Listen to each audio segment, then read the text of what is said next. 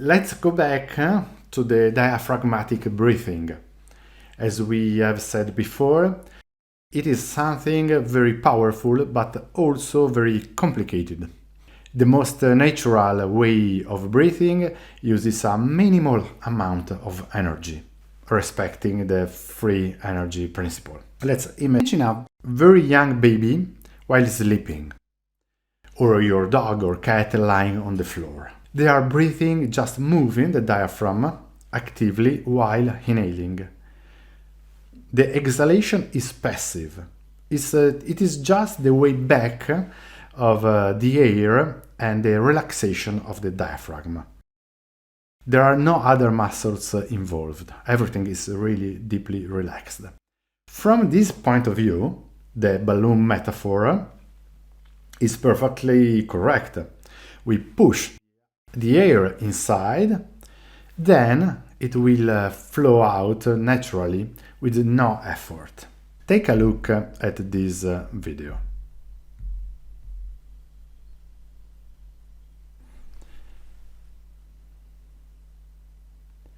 This is how the diaphragm is intended to properly work. You can see, once again, it goes down and is enlarging. In many suggestions, in many metaphors, it's easy to listen the recommendation, block your chest. But the chest has not to be blocked. In particular, the latest ribs down here are called floating ribs.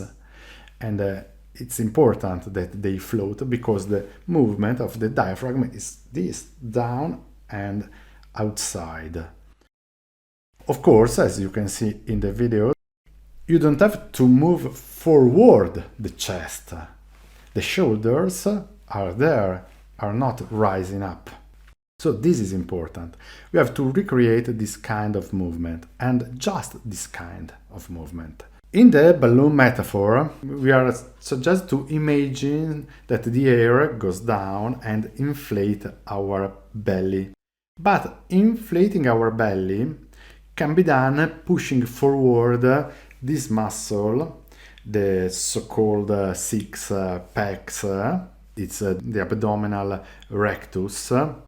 And if you are pushing forward these muscles, the abdomen, you are doing the opposite movement of letting the diaphragm free, because the muscles here in front of your stomach are connected under the sternum and go down deep.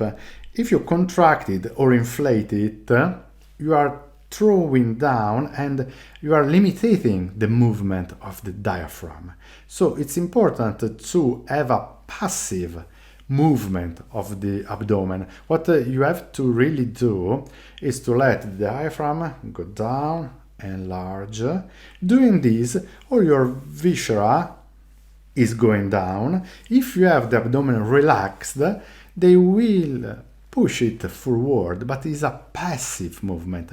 No muscle has to be contracted in here, in your belly. In fact, adults often, we should say always, are not able anymore to do this single movement. The reasons are mainly two. Every time we get stressed, every time we feel fear, we leave this natural breathing to enlarge our chest and absorb more oxygen. So, in the short term, it is really useful. But, and this is not just about oxygen. Inflating our chest and rising the shoulders, it's also useful to increase our volume and seem bigger and more threatening. This is a legacy from our past as mammals. And this is one reason we put in place all these synergistic movement. But this synergy, if we face a real problem in the short term, are useful because I can scare my offender, my predator, and I can have more oxygen to fight or fly. Perfect. But we keep this dysfunction for a long time, and so we transform it from a short-term adaptation to a long-term way of being.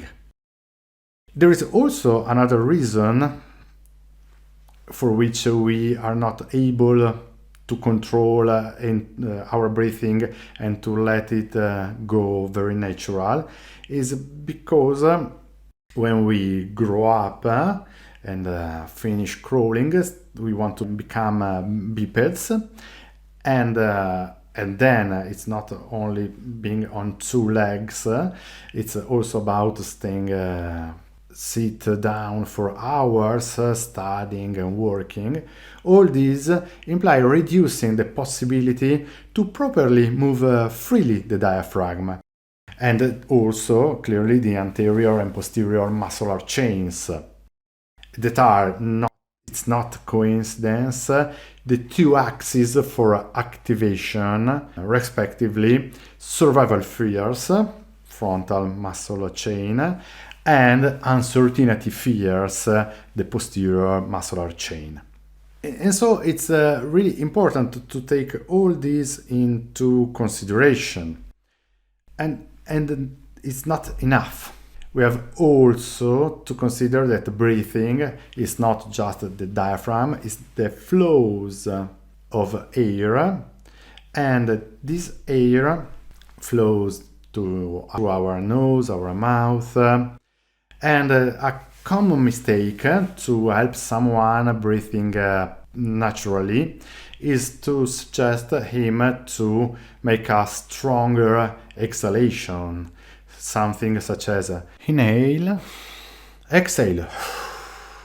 If I'm doing, I'm contracting all the muscle of my mouth, but not only I'm contracting the larynx here, I'm activating the vocal cords. So, going back to our babies, dogs and cats sleeping, we can't have the larynx, the vocal cords, the muscle of the mouth contracted. We have to relax them. And going back to this scheme, we can't release, we can't go into termination if we breathe this way. Breathing, making a sound while exhaling, is a way to exaggerate and to feel awareness where I don't have any more awareness of my breathing. But it's an intermediate step. Then I have to go back and have an exhalation very soft, voiceless, with no activation of muscles of the mouth, of the masseteers, nothing here in my throat. Here everything is relaxed. From an functional anatomical point of view, the tongue, the epiglottis, the vocal cords, all this is called a second diaphragm, and it is functionally related to the main diaphragm. So we move it, the main diaphragm, properly only if this diaphragm in the mouth is relaxed. So it's really important to breathe with this part relaxed. And we have to suggest it. So when we are exhaling, our mouth has to be a little open with no contraction in here.